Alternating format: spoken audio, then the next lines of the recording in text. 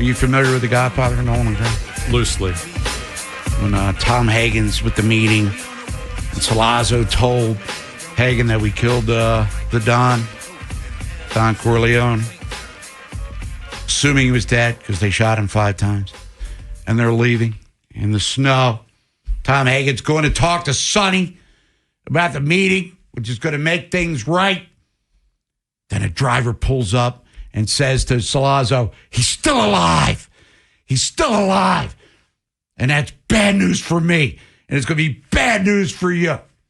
So that's right now the Steelers. The Ravens are still alive. And Salazzo's about to get capped in the restaurant, we think.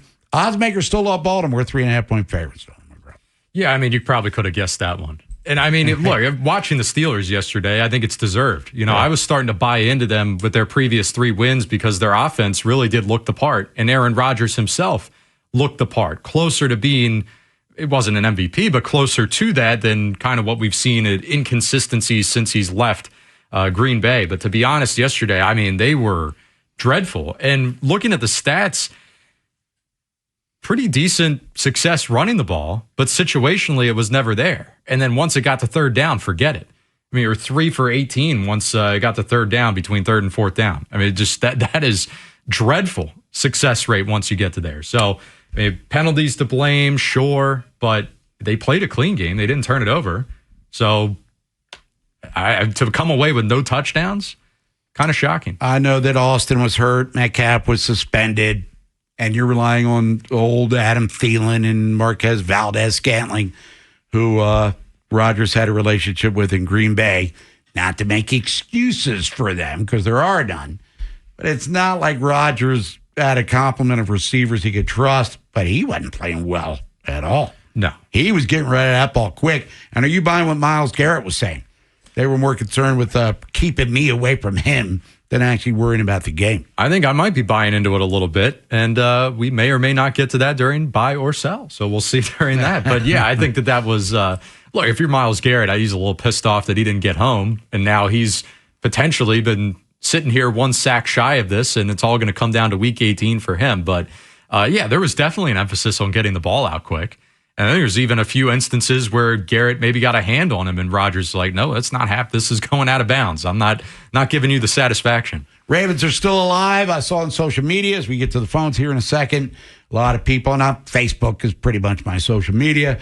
They need to start the Ravens. Tyler Huntley over Lamar. Now, Lamar could play. Lamar's playing and should play in this game, even though Snoop beat the Bears and the Packers here this season. Yeah, I mean, it'll be interesting to see what happens this week, like practice time and all that. We don't know what state Lamar's in. I mean, it sounded like it never even got off the ground last week in terms of he's him in Maryland having a shot. Yeah. So point being, I think it'd be a more interesting question if you were saying, okay, Lamar can only practice limited 1 day this week. And he's not 100%, but he's, it's close, 80, 90%. Do you put that over 100% Tyler Huntley? Because if they're both 100% healthy, it's not even a debate. Lamar would have to be like 14%. Rise up, playoff game on the road. Right. And the narrative is he can't win playoff games. Mm-hmm. Yeah, I think if he can roll, now if he can't play, I'm trusting that he's hurt. I don't think he would bypass a playoff opportunity. Let's go to Rob in Bel Air. Rob, thanks for holding. What's up? Hey, Bob. Hey, Nolan. It's the bizarro world, man. I mean, 2 weeks ago, we were burying the Ravens. I mean, we all were. I mean, in a lot of ways. I mean, they had to go to after the New England game. I mean, who would have thought it? I mean, they go to Green Bay. Henry sets the record in Lambeau Field for the most rushing yards. And I mean, the guy that you just put the ball in his belly 30 times or pitch it to him. It's amazing. It's amazing. And all Huntley had to do, he threw for 107 yards, but all he had to do was throw 5-6 yard passes. He managed the game perfect as a managing quarterback. The defense, even though the Steelers don't have their top-notch receivers, but nobody makes receivers and quarterbacks look like superstars like the Ravens lately. I mean, Willis is a good quarterback. Don't get me wrong, but as you said, he was like Joe Montana out there. I mean, it's incredible. And did you guys see the play when it was 3rd and 18? And you're thinking, okay, they're going. It was like perfectly up the middle. There was not a defender in the screen. I've never seen so many times with receivers from other teams. Sometimes the corner's not even in the picture. But with the Ravens trying to get a receiver open, it's hard to do sometimes. I don't understand this defense. This defense is very concerning, especially if you know, going in a playoff game. And always weird stuff, Bob, you got to agree with this, happens in Pittsburgh with the Ravens. For some reason, bizarre stuff happened with them. I just, like you said, just run the wheels off Henry. That's what you got to do. Even if it's 2nd and 7, keep running him. That's the only thing I'm thinking that they need to do. But the defense still concerns me. Even going into the Steelers game, your thoughts on that? All right, Rob, thanks for the call. And let me ask you this. Defense concerning in Pittsburgh. Aaron Rodgers looked great against the Ravens a couple of weeks ago at M&T Bank Stadium. But he looked the exact opposite against Cleveland, who plays much better defensively at home. If the Ravens do manage to make the playoffs and they're one and done, are we satisfied?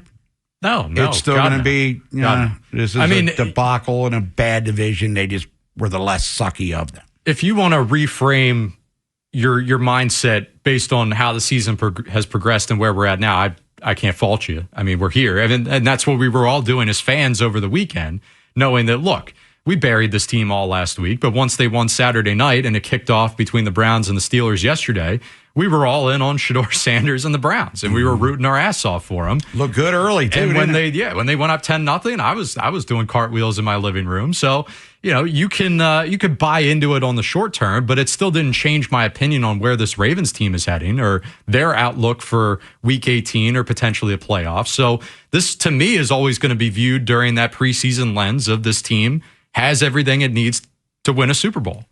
And I'm never going to be able to shake that.